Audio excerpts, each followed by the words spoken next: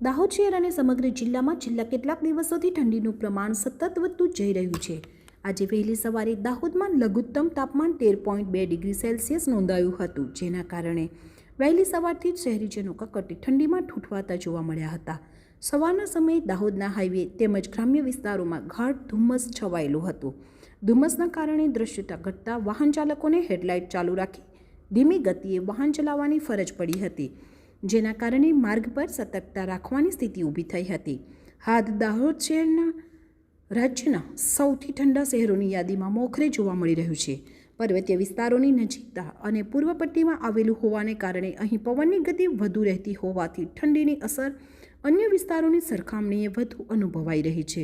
કકડતી ઠંડીના કારણે સવારના સમયે બજારો મોડા ખુલી રહ્યા છે, તો બીજી તરફ લોકો ઠંડીથી બચવા માટે ઠેર ઠેર તાપણા સળગાવી ગરમી લેતા નજરે પડ્યા હતા। વૃદ્ધો, બાળકો અને મજૂર વર્ગના ઠંડીથી સૌથી વધુ અસર જોવા મળી રહી છે।